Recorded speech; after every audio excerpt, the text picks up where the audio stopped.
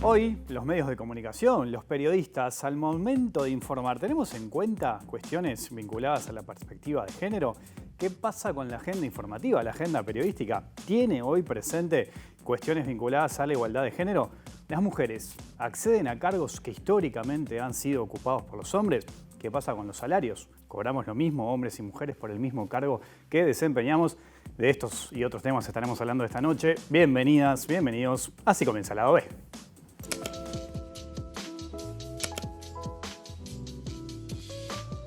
El crimen pasional no existe. Cuando hablamos de situaciones de violencia de género, hablamos de violencia de género, hablamos de violencia hacia las mujeres o niñas o adolescentes y hablamos de femicidios.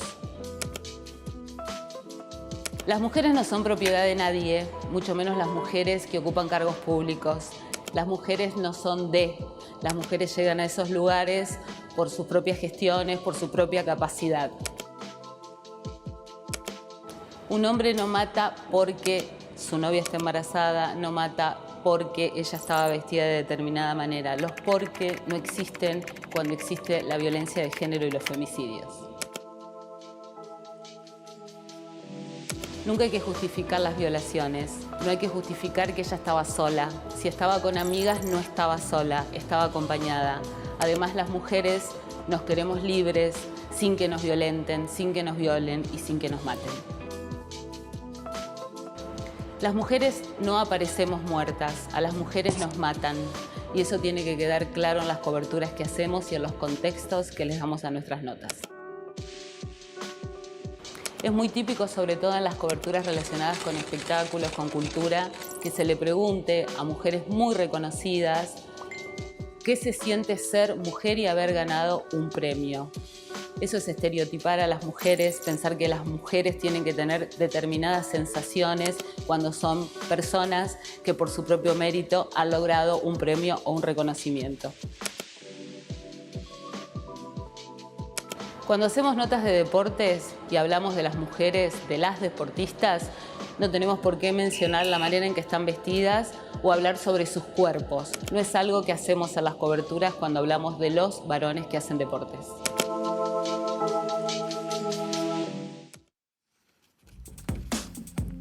Y hoy aquí en Lado B, en la pantalla de TV Ciudad, vamos a conversar de este tema tan importante con dos colegas, con dos periodistas. En primera instancia recibo a Carolina García, hoy trabajando en Subrayado, en Canal 10, antes en otros medios. ¿Cómo andas, Carolina? Muy bien, muchas gracias. Bienvenida, gracias por acompañarnos. Un gusto, gracias por invitarme. Bueno, y a Paula Barquet, hoy trabajando en Montevideo Portal, del Sol FM, docente también de la Universidad de Montevideo. Gracias, Paula, por acompañarnos. Gracias a ustedes por la invitación. Compartíamos ahí un video como disparador de la agencia Telam, que manejaba algunos conceptos interesantes que me gustaría compartir con ustedes y también analizar otros, ¿no? Pero para empezar, ¿tenemos en cuenta hoy la perspectiva de género al momento de informar? ¿Cómo lo están viendo? ¿Qué es lo que pasa en Uruguay? Bueno, en Uruguay pasan como muchas cosas, porque además Uruguay es grande, ¿no? Y creo que ahí hay como una diferencia muy clara entre lo que puede pasar en Montevideo y lo que puede pasar en el interior del país. Y creo que ahí sí, tanto los medios como la situación laboral de los periodistas y las periodistas es bien distinto. Pero hablando estrictamente de lo que yo puedo vivenciar todos los días en la redacción de Subrayado, siento que hoy hay un cuestionamiento en el sentido de hay una autorreflexión o una reflexión colectiva sobre determinadas cuestiones que tienen que ver con la violencia de género, la perspectiva de género.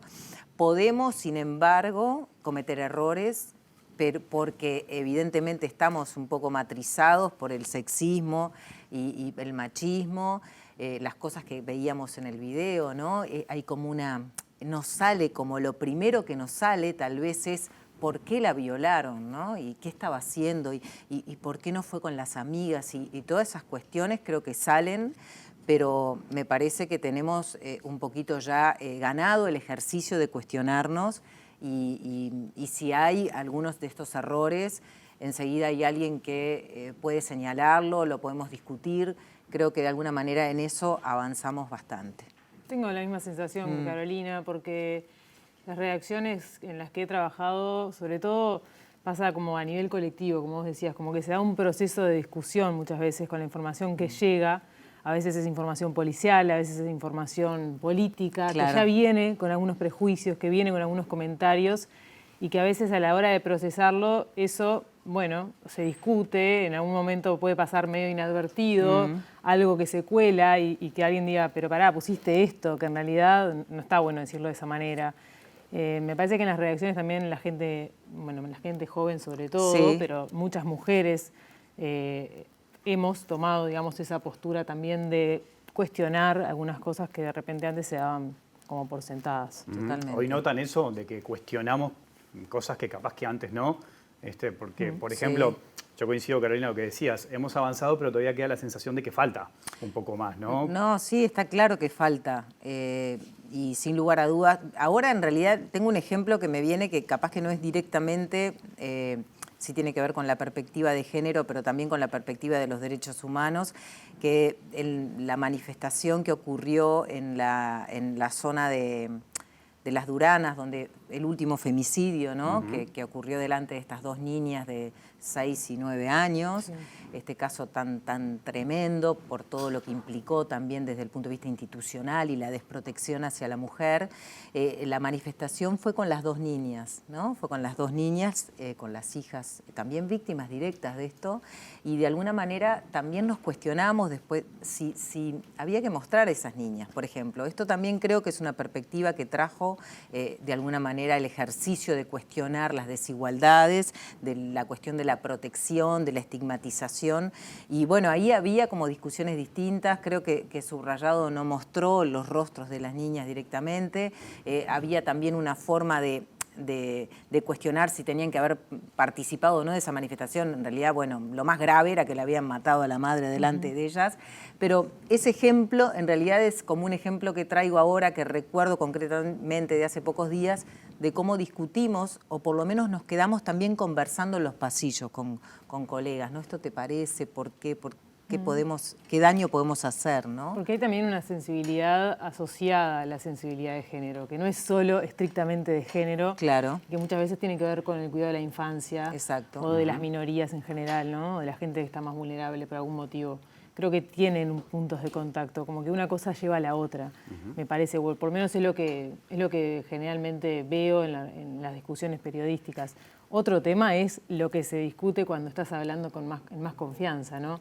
Y cuando empiezan a salir las verdaderas opiniones, los conceptos reales, y otra cosa también es después lo que llega a publicarse, ¿no? Porque creo que hay un poco de hipocresía también. Un poco retomando lo que vos decías de que falta, yo creo que hay hipocresía en general, en la sociedad y en el periodismo también. Claro, sí, está bien, estoy de acuerdo con eso porque yo creo que hay todavía como un cierto descreimiento acerca de que de alguna manera lo que sucede tiene que ver con el orden social patriarcal. Y sé que decir esto a muchos varones sobre todo, y hay algunas mujeres también, pero en particular a muchos varones les cuesta, ¿no? Sienten que es como una exageración, como un término sobredimensionado, ¿no? Y de verdad esto tiene que ver con ese orden social, entonces estamos como todo el tiempo buscando como otros argumentos que justifiquen lo injustificable, ¿no? Que es el femicidio, esta violencia extrema o los abusos sexuales que todos los días estamos informando de un caso que tiene que ver con el abuso sexual intrafamiliar o de un vecino.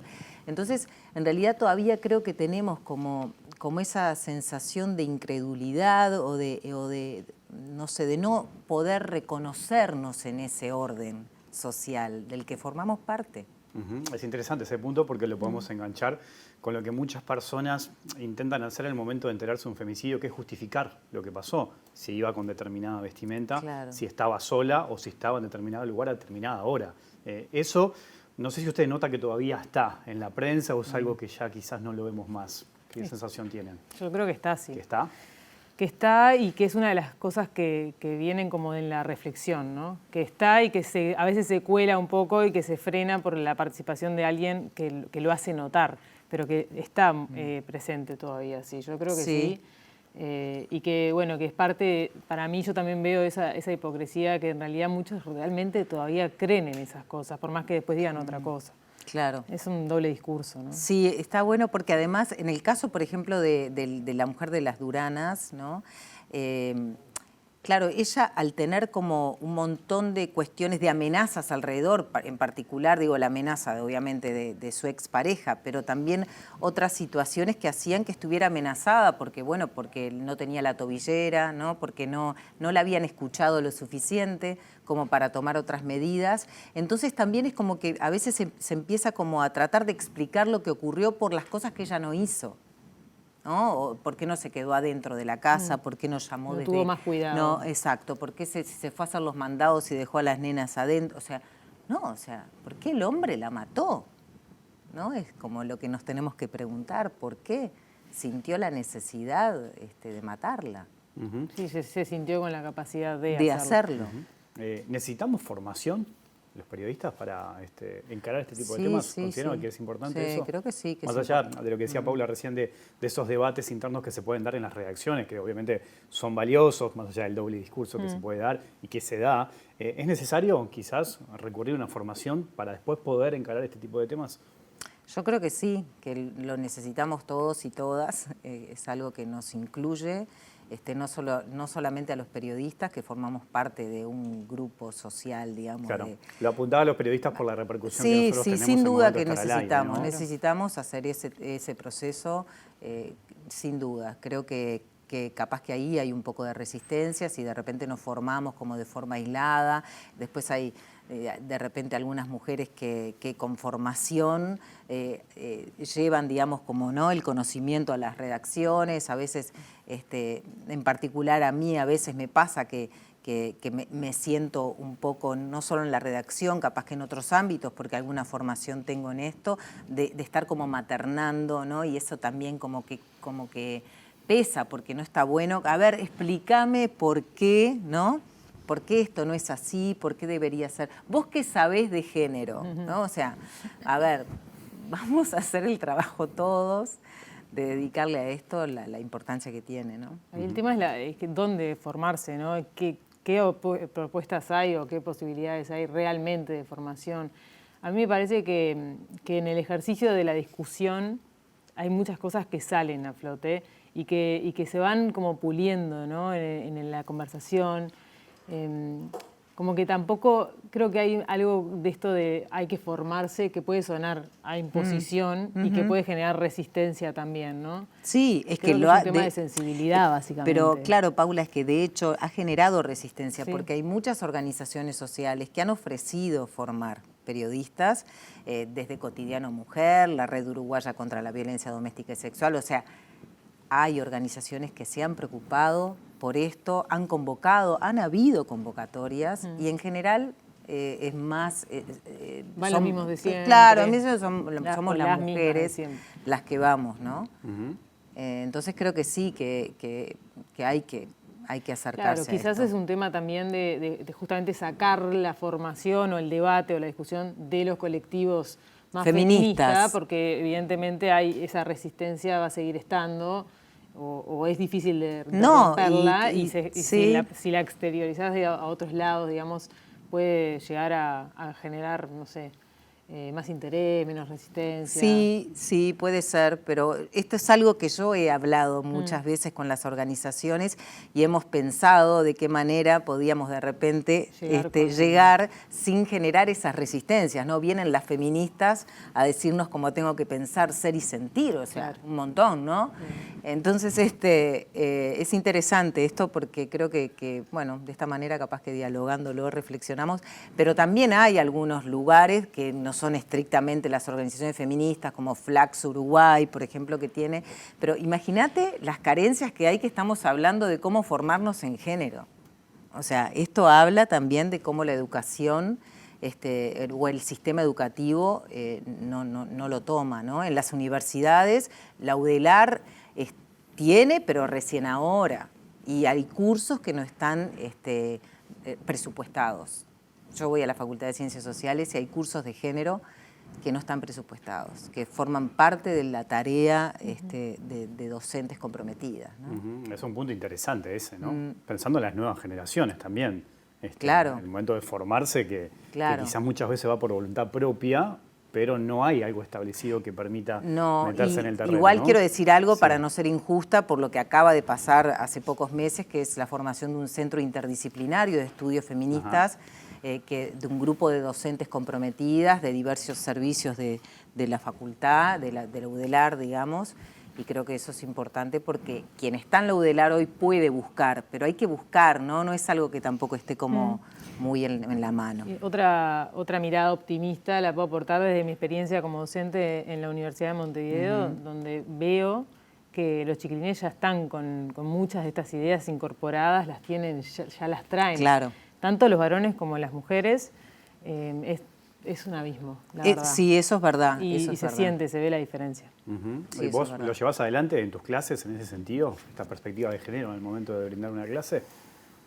Qué sé yo, capaz que no explícitamente o no soy muy consciente, pero a ver, yo creo que también desde el ejemplo, desde la manera en que hablamos, desde cómo discutimos sobre los temas, está implícito. Y también, obviamente, pasa en todas las carreras en todas las carreras humanísticas y en el periodismo en general, que Claro. hay muchas mujeres formándose, Exacto. lo que no significa que después lleguen a cargos de dirección, ya hablaremos de eso.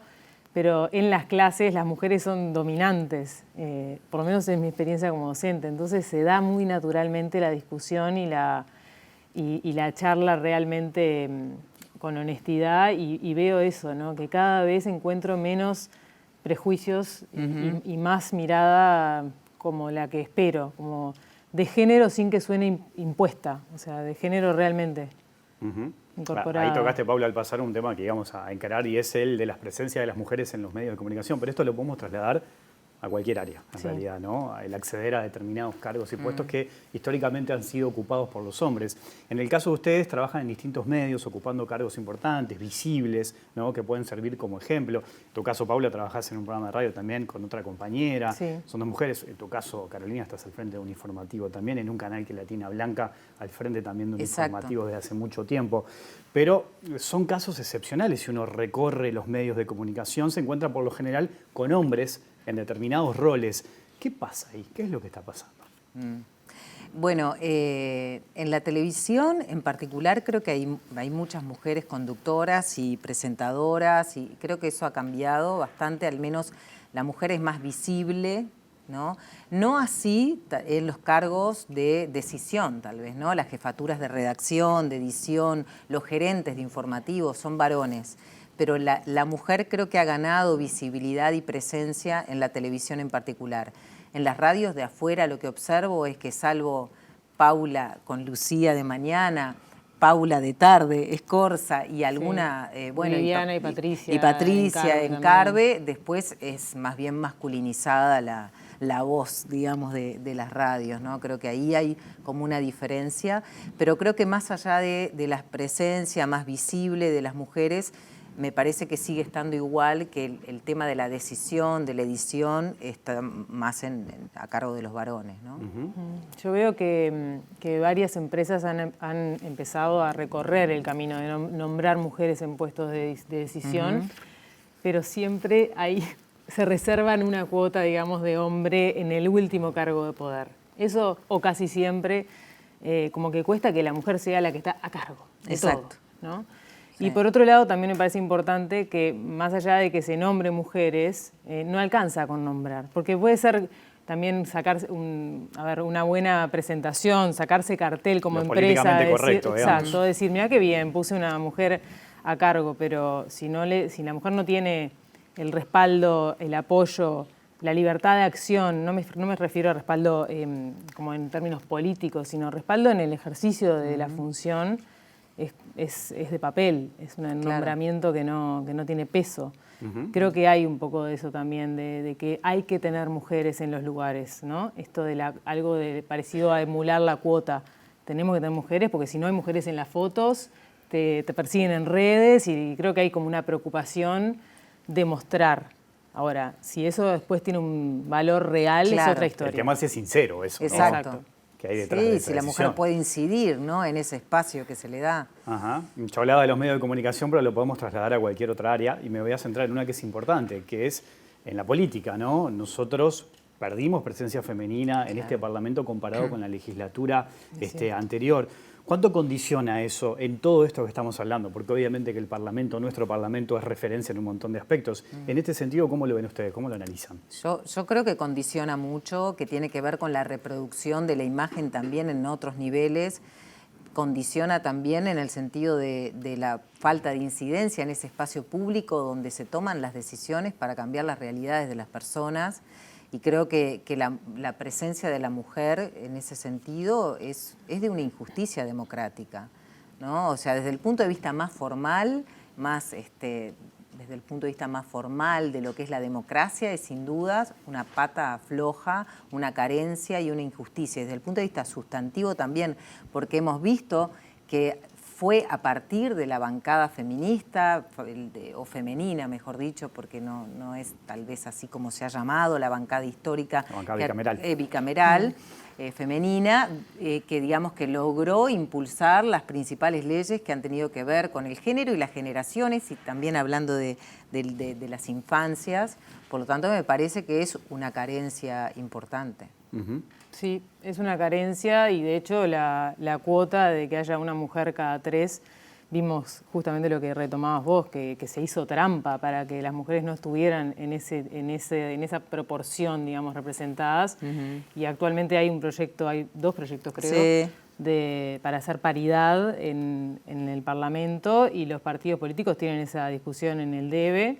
Algunos ya tienen alguna postura, pero en general son las mujeres las que están tratando de llevar esa discusión a sus partidos para que los hombres empiecen a tomar postura y ver si se van a embanderar con eso o si va a ser una cuestión que va a quedar como en una batalla solamente de las mujeres. Es un gran tema porque una vez que se avance hacia la paridad, como se supone que se debería, o al menos parecería que la mayoría de los partidos están en esa línea, pero hay que ver si en los hechos efectivamente sucede, cómo se implementa la paridad y qué efectos tiene en esto que estábamos hablando, en transmitir las cuestiones más importantes y que no quede solo en cuestiones de foto. Y además hay una cosa, ¿no? Porque las leyes de paridad en realidad lo que hacen es obligar, pero no hay por qué obligar a nadie. Pueden tomar también los partidos la decisión de tener un ejercicio más democrático. Algunos sectores del Frente Amplio, por ejemplo, históricamente lo han hecho. El Frente Amplio también tiene una postura y una decisión concreta en ese sentido, pero, o sea, no hay por qué obligar. Es como que te obliguen a hacer bien las cosas. Claro. O sea, las lo puedes ideal sería hacer. fomentar la participación sin la necesidad de tener que obligar, ¿no? Totalmente. Hace poco, hablando con distintas políticas uruguayas, y tratando de explicar por qué había poca presencia femenina, y hay argumentos que van más allá de la política y que es interesante analizar. Por ejemplo, me decía que la actividad política, por lo general, de los sectores de los partidos es por la noche. Entonces uno ve que en el correr del día hombres y mujeres trabajan, pero además sobre las mujeres recaen los cuidados en la gran mayoría, que la casa, que las niñas, los niños, a veces los adultos mayores. Y en la noche, cuando tienen que ir al sector a militar, muchas veces están cansadas, no quieren o no pueden. O sea, son cuestiones también más profundas de la actividad política que nos involucra a todos, de por qué quizás las mujeres no participan en política, pero no participan en otras áreas también. Exacto, y de eso digamos, tiene que ver con esto del techo de cristal que ustedes planteaban, ¿no? Con cómo romper con esa barrera invisible que hace que las mujeres no lleguen a cargos de decisión, de poder o de ejercicio público importante. Tiene que ver con eso, básicamente, con la división sexual del trabajo histórica, de las mujeres cuidando, criando. Y esa es una barrera que atraviesa todo, ¿no? O sea, que condiciona el lugar de las mujeres políticas, las mujeres periodistas, las cirujanas. Claro, todas yo te las escuchaba mujeres. ahora cuando decías esto de la masculinización, digamos, de los horarios, de la nocturnidad, y he escuchado a algunas legisladoras decir eso, pero también pienso que cada vez hay más hombres haciéndose cargo de la crianza, igual o más que las mujeres, y que está esto de que si una mujer empieza a participar de las actividades típicas, reuniones políticas nocturnas, se puede llegar a mirar mal, o que la mujer misma sienta esa culpa, cuando en realidad eso cada vez, o sea, tenemos que todos ir a como a ayudar a que eso no exista, ¿no? Que si una mujer se va de noche nadie diga, ¿y los hijos? ¿No? Como ¿qué pasa con los hijos? Lo deja el marido, ¿no? Como que es difícil porque es un estereotipo. Lo tenés muy incorporado. Muy incorporado. Soledad Salvador, la economista, siempre dice qué dulce le damos al varón para que quiera quedarse? O sea, ¿qué le ofrecemos para que elija criar a sus hijos, a sus hijas, ¿no? Esto todavía es lo que no se ha encontrado porque culturalmente eso no se ha modificado. Y bueno, sí, podemos ver en nuestro entorno algunos varones y padres, ¿no? Pero bueno, es como lo mínimo todavía, ¿no? Paula, Carolina, les propongo una pequeña pausa y seguimos conversando, ¿les parece? Dale, en un minutito sigue el lado B aquí en la pantalla de TV Ciudad.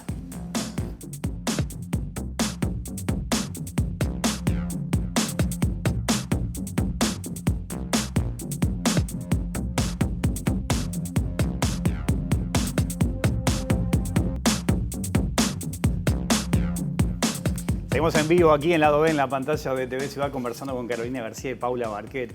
En todos estos temas que estábamos hablando del primer bloque, ¿no? Les pregunto, ¿en qué lugar lo ponen al hombre? ¿Dónde debería estar el hombre en todo esto que estamos hablando? ¿Dónde debería estar?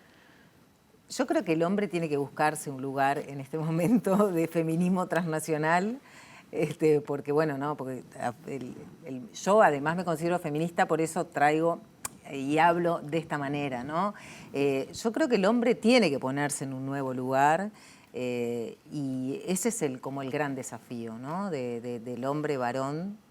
Tampoco me gusta decir hombre, pero creo que tiene que ponerse en un lugar nuevo, tiene que buscar su lugar. Esto me recuerda un poco a esta cuestión de lo que sucede en las marchas feministas, el 8 de marzo, cuando los varones no pueden ir, pues hagan su marcha. O sea, yo tampoco soy de las que dicen no pueden venir, no pueden estar, y no soy quien para negarle la participación en una movilización a nadie. Pero lo que sí digo es que me gustaría mucho que hubiera también una discusión desde los varones, sus espacios de discusión sobre estos temas, sobre las cosas que les duele, sobre lo que les pesan, sobre estas injusticias. Creo que eso es lo que me parece que hace mucha falta. Y varones promotores de las mujeres, ¿no? Varones que como que sean los impulsores de llevar a corregir las situaciones, que no sea solo un tema de mujeres, es un poco lo que decís vos. Claro.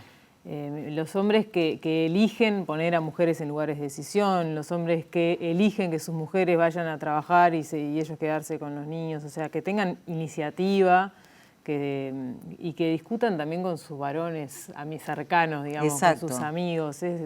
Creo que todavía en los grupos de amigos varones, en los grupos de fútbol, en los grupos de WhatsApp de varones que todo el mundo sabe y conoce, todavía ahí hay una cosa bien primitiva que a veces se combate. Y estoy pensando ahora, mientras les cuento esto, una anécdota de una amiga que es profesora en un colegio privado y que contaba cómo se había dado en un grupo de varones una discusión, justamente, estoy hablando de chiquilines de, no sé, 15 años de repente, a partir de que uno había compartido la imagen de una chiquilina, claro, y empezaron a hablar de ella y cómo empezaron algunos a descolgarse y qué tanto se la jugaban. Y creo que ahí está mucho, sí, ahí se juega mucho, en qué tanto el varón está dispuesto a romper con lo que los otros esperan de él. Exacto. Y a salirse un poco de eso y marcar postura. La clave puede estar ahí en el cuestionamiento mismo. Sí, en que un hombre pueda señalar al otro, ¿no? En que haya un cuestionamiento, una crítica.